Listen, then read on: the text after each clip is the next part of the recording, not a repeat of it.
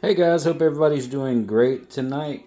It is 6:30 here in Texas, and I'm gonna make some cornbread. And I'm actually gonna use the large hot shot jalapeno, which is good, but I'm gonna make it into real jalapeno cornbread. I'm gonna add 3 chopped up jalapenos to it, and I'm gonna use the Smithey number 10 that I restored for its first cook. We all know Smithey does great on cornbread, so we'll see how this one does. So I'll get everything mixed up.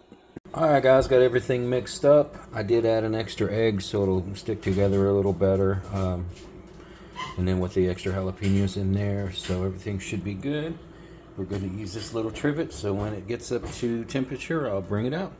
Alright, so it is out. It's up to temperature. We'll spray it in real good. It said to use a lot, so I'm going to use a lot.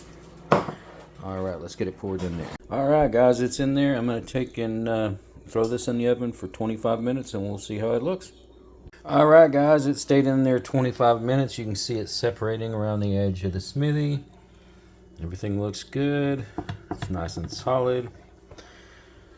We'll see if I can do this one-handed.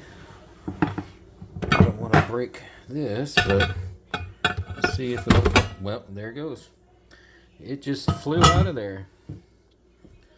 Everything looks good. Just have to wipe that one out. Let me get this flipped over.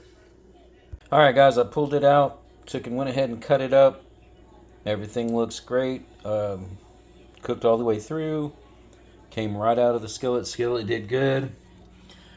Turned out pretty good. I mean, we're going to totally ignore the points where it looks like a little bit of the jalapeno was close to the bottom and then pulled the seasoning right off of this mini. But hey, it's all good. We'll keep cooking in it. Keep making good cornbread. And I hope everybody has a great one.